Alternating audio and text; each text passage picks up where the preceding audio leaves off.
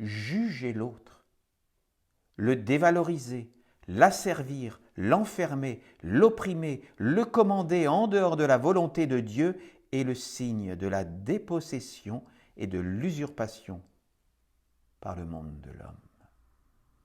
Si nous sommes des serviteurs de Dieu, nous ne pouvons pas juger autrui qui est notre frère, qui est notre semblable, qui est nous-mêmes. Dans un autre corps, nous sommes tous, faisons tous partie du même être. Dieu ne juge pas. Si nous permettons de juger, c'est bien que nous nous sommes extraits de Dieu, extraits de la volonté de Dieu pour vouloir exister par nous-mêmes, en dehors de Dieu, dans un monde de chute, dans un monde déchu. Et là, nous nous autorisons à vouloir juger, à mettre des étiquettes, voire à dévaloriser, même pire, à humilier ou à rabaisser l'autre. L'homme mal éduqué est possédé par l'intellect du monde de l'homme. C'est ce monde qui entre dans ses yeux, ses sens, ses habitudes pour critiquer l'autre, l'avilir, le rabaisser, l'enfermer, le juger. Celui qui fait cela veut juste exister lui-même au détriment de l'autre. Celui que tu critiques est peut-être l'ami des anges. Peut-être est-il dans une phase de transformation, ou peut-être marche-t-il vers le néant, peu importe. Car l'homme n'est pas Dieu, et ce n'est donc pas à lui de se prononcer.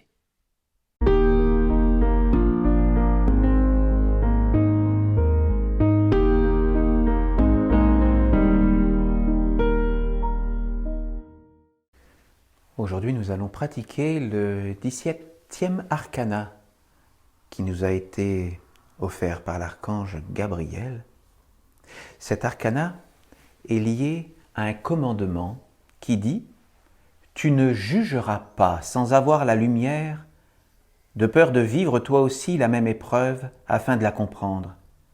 Abstiens-toi de tout jugement hâtif. » Je vais tout d'abord vous montrer l'arcana, ensuite je vais vous lire le psaume correspondant et nous pourrons pratiquer ensuite l'arcana ensemble. Donc, nous sommes au départ dans la position du disciple et nous commençons par mettre notre index droit devant le front et l'index gauche devant la bouche.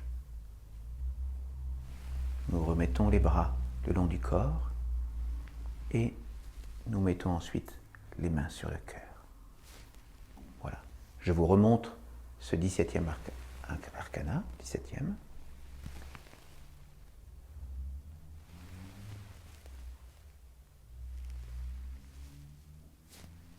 Voilà, donc nous allons le pratiquer tout à l'heure ensemble.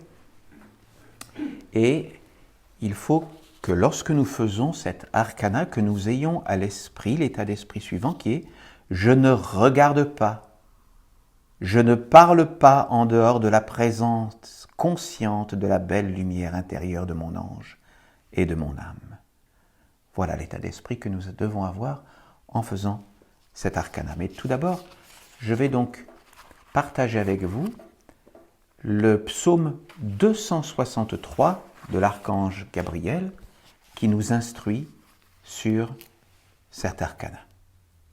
Le commandement est « Tu ne jugeras pas sans avoir la lumière de peur de vivre toi aussi la même épreuve afin de la comprendre. Abstiens-toi de tout jugement hâtif. » Ce commandement dit à l'homme qu'il doit se posséder lui-même en tant qu'instrument de Dieu dans toutes les parties de son être. Se connaître et se posséder signifie être capable de connaître la volonté de Dieu et de lui obéir, de l'accomplir. Régner signifie être capable de se magnétiser soi-même ainsi que les autres dans le but de réaliser la volonté de Dieu, qui est le bien universel. Juger l'autre, le dévaloriser, l'asservir, l'enfermer, l'opprimer, le commander en dehors de la volonté de Dieu est le signe de la dépossession et de l'usurpation par le monde de l'homme. Celui qui a servi l'autre en croyant exister lui-même montre tout simplement qu'il ne se connaît pas, qu'il ne connaît pas la volonté de Dieu et qu'il est sous l'emprise d'une illusion, qu'il l'a servi lui-même. Ce commandement révèle à l'homme à qui il appartient. Est-il un serviteur de Dieu ou est-il usurpé? Voilà la bonne question. Parce que si nous sommes des serviteurs de Dieu, nous ne pouvons pas juger autrui qui est notre frère, qui est notre semblable, qui est nous-mêmes. Dans un autre corps, nous sommes tous, faisons tous partie du même être. Dieu ne juge pas. Si nous nous permettons de juger, c'est bien que nous nous sommes extraits de Dieu, extraits de la volonté de Dieu pour vouloir exister par nous-mêmes, en dehors de Dieu, dans un monde de chute, dans un monde déchu. Et là, nous nous autorisons à vouloir juger, à mettre des étiquettes, voire à dévaloriser, même pire, à humilier ou à rabaisser l'autre. C'est-à-dire que là, c'est une dépossession de soi-même, parce que lorsque nous sommes avec Dieu, nous sommes, possédés par la lumière de Dieu, et nous pouvons la manifester sur terre. Et lorsque nous sortons de la lumière de Dieu, eh bien voilà, nous sommes prêts à faire toutes les vilainies, toutes les bassesses, parce que nous ne sommes plus éclairés, parce que nous ne voyons plus Dieu dans notre vie. Et donc, le cas extrême, c'est ceux des manipulateurs, des pervers, qui vont considérer les autres comme des objets et qui vont, vouloir en faire des êtres corvéables à merci, qu'ils vont bien souvent d'ailleurs humilier et rabaisser, parce que l'acte du pervers est celui, où la personne considère que les individus, les êtres, sont des objets à sa merci. Donc ne soyons pas cela. Soyons des êtres en union avec Dieu pour faire sa volonté, qui est de ne pas juger. Dieu est dans la sagesse universelle, éternelle, immortelle, impersonnelle. Il apporte le règne de l'intelligence, de l'amour et de la clarté dans tous les mondes. Il est le magnétisme de la bienveillance et de ce qui est juste. L'homme mal éduqué est possédé par l'intellect du monde de l'homme.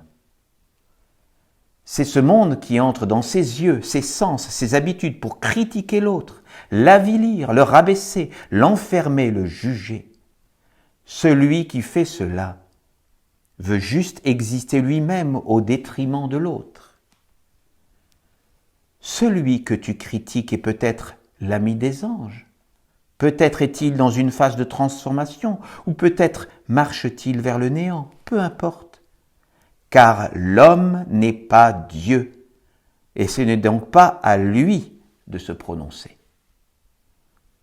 Dieu seul est sage. Dieu seul sait ce que l'autre vit, et lui seul protège et guide. Il fait en sorte de produire l'éveil. Nous devons, mes chers frères et mes chères sœurs, avoir confiance en Dieu, parce que c'est lui seul qui peut nous éclairer. Nous sommes ici-bas, entre frères et sœurs, et nous voulons nous soutenir dans la fraternité, partager ce que nous avons de meilleur ensemble. Mais notre seul vrai maître, c'est Dieu. Dieu le Père, Dieu la Mère, qui se manifeste à nous. Et donc, lorsque nous avons ce travail où nous pouvons nous relier à l'intérieur de nous-mêmes, au plus sacré, à l'intemporel, nous pouvons chercher à traverser les couches des mondes de la spiritualité pour essayer de nous rapprocher de notre âme et de pouvoir communier avec elle. Mais nous avons bien assez à faire avec nous-mêmes sans nous occuper de l'autre. L'autre a sa vie. Dieu lui a donné la liberté comme à nous-mêmes. Eh bien donc, nous n'avons jamais à juger ou à prononcer des paroles offensantes, jugeantes, catalogantes vers l'autre. L'archange poursuit. L'homme qui se permet de juger tout en étant ignorant de la volonté de Dieu et du travail accompli par les anges, enferme les mondes et les condamne définitivement à ne pas sortir de l'épreuve. L'homme pense qu'il doit tout contrôler, mais lui-même, sait-il par qui il est contrôlé? L'homme pense qu'il doit être capable d'avoir la réponse à tout, que pour tout ce qui arrive, il doit être capable de poser un diagnostic qui sera bien souvent alarmant, condamnant, enfermant. Éveillez-vous et sortez de ce monde de fausse supériorité. Ouvrez-vous à l'intelligence omniprésente de Dieu, à la présence des esprits qui, à travers tous les événements de la vie, révèlent les imperfections et aussi le chemin à prendre. Si l'homme voit la médiocrité en l'autre, c'est parce que ses yeux, ses oreilles, son être tout entier est médiocre. Cela nous rappelle forcément la parole. Tu vois la paille dans l'œil de ton frère et tu ne vois pas la poutre qui est dans le tien. Effectivement, des phrases célèbres. Donc voilà, nous devons avoir toujours cet œil bon pour aller vers l'autre. Un œil qui ne juge pas, un œil qui peut discerner ce qui est bien de ce qui n'est pas bien. Nous devons toujours être dans le discernement, mais jamais dans le jugement et la condamnation.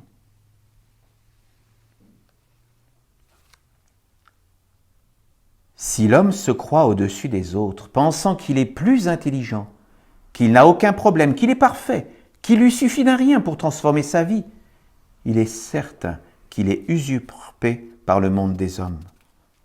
Ce monde enlève le côté animiste, le monde vrai, celui des esprits qui vivent à l'intérieur et autour de l'homme. L'homme pris par ce monde se trouve emprisonné dans une illusion de lui-même. Alors il ne va plus faire appel à la grande lumière impersonnelle de Dieu pour vivre, mais aux ténèbres qui écrasent et enferment l'autre. Ne jugez pas, car vous serez jugés de la même façon. Si la bêtise juge, vous devrez par la bêtise comprendre ce qu'est la sagesse. Olivier Manitara demanda alors à l'archange Gabriel, « Père Gabriel, lorsque se manifeste devant nous une situation qui ne nous paraît ni sage ni lumineuse, comment devons-nous réagir ?» L'archange lui répondit, « La première réaction est de ne pas poser de jugement condamnant, de ne pas enfermer la situation, même si elle est trouble, inconfortable, pénible, ne faisant pas apparaître la lumière. La lumière est omniprésente. La sagesse emplit tout. Si tu n'es pas capable de les voir, cela signifie que tu es dans le trouble, que tu n'es pas centré, que tu n'es pas au point. Tu dois être un serviteur de Dieu, c'est-à-dire un thérapeute, un libérateur, un prêtre, un pasteur. Si tu ne vois pas l'intelligence en ce mouvement, à travers une situation qui te paraît ténébreuse, entre dans ta chambre secrète, entre dans le cercle de la ronde des archanges et appelle Dieu. Appelle la lumière pour que tes yeux puissent voir la véritable lumière, la sagesse et le chemin de guérison qui se trouve dans la situation. Ne condamne pas, ne juge pas, n'enferme pas, ne fige pas, ne te permets pas de poser un diagnostic définitif. Si tu le fais, tu t'associeras aux ténèbres et à l'enfermement que tu as ainsi provoqué, et un jour, tu te retrouveras dans la même situation, car la sagesse te forcera à comprendre la vie. Ils sont légion, ceux qui ont posé des jugements condamnants face à une situation particulière, juste par sympathie ou antipathie, et qui, quelques années après, se retrouvaient à vivre le même événement. Et finalement, ils ne faisaient pas mieux que ceux qu'ils avaient condamnés. Et parfois même, ils faisaient pire. Ils se retrouvaient comme des idiots ayant condamné un être pour finalement faire pire que celui dans la même situation. Pour chaque situation, il y a un chemin de bêtise et un chemin d'intelligence. La bêtise enferme, alors que l'intelligence libère. Apprends à vivre le chemin de l'intelligence afin de ne pas devenir un mendiant, un suppliant qui doit se débrouiller seul pour trouver la solution à son problème. Si un jour tu t'effondres, alors que tu as agi envers l'autre en le jugeant ou en l'enfermant, sache que l'univers agira de la même façon avec toi. Il te condamnera sans te regarder, sans t'aimer, sans te comprendre et te conduira en enfer, c'est-à-dire dans un monde sans solution, sans intelligence, sans compassion, sans la présence des anges de Dieu. Ainsi, comme tu l'as fait vivre aux autres, tu vivras le néant de l'absence de la lumière. Tu te retrouveras seul, devant trouver seul les solutions, car c'est toi-même qui auras créé cette situation en posant des écritures. Tu devras alors déployer une grande énergie, une grande force, une grande intelligence pour libérer les mondes et les conduire vers la sagesse universelle et la grandeur de Dieu. Ne crée pas autour de toi des schémas, des écritures qui enferment l'autre, car il est certain que tu devras les vivre à ton tour. Dieu ne punit aucun être et ne conduit personne dans une situation où il n'y a plus de chemin, mais il apporte la désillusion et la libération. Seul l'homme et le monde de l'homme se permettent d'enfermer, de condamner par leur jugement et leur vision limitée.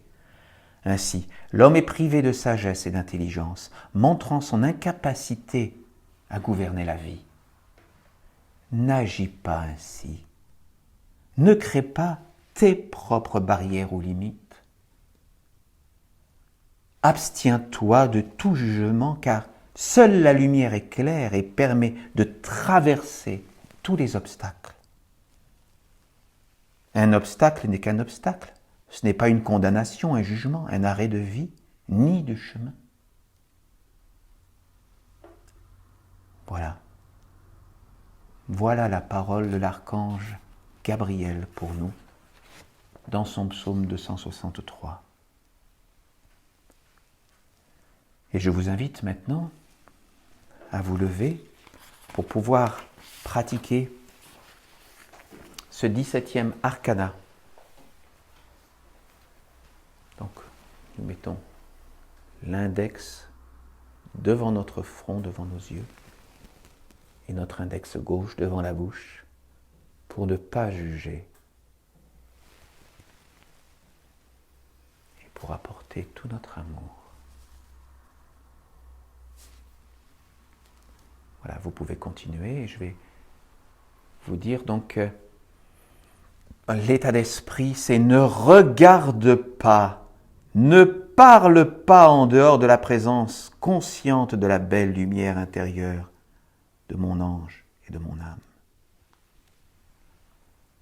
Je ne regarde pas, je ne parle pas en dehors de la présence consciente de la belle lumière intérieure de mon ange et de mon âme. Tu ne jugeras pas sans avoir la lumière, de peur de vivre toi aussi la même épreuve afin de la comprendre. Abstiens-toi de tout jugement hâtif.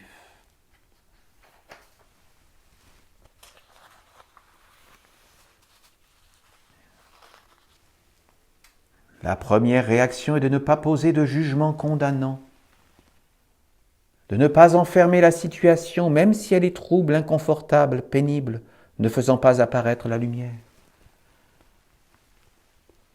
La lumière est omniprésente, la sagesse emplit tout. Si tu n'es pas capable de les voir, cela signifie que tu es dans le trouble, que tu n'es pas centré, que tu n'es pas au point. Tu dois être un serviteur de Dieu, c'est-à-dire un thérapeute, un libérateur, un prêtre, un pasteur.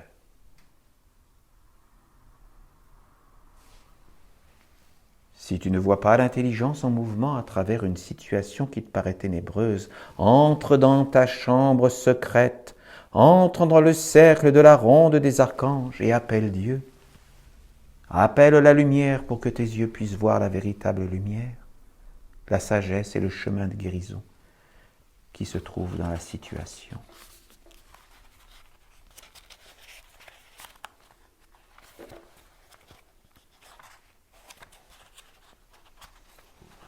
Je ne regarde pas, je ne parle pas en dehors de la présence consciente de la belle lumière intérieure et de mon ange, de mon âme.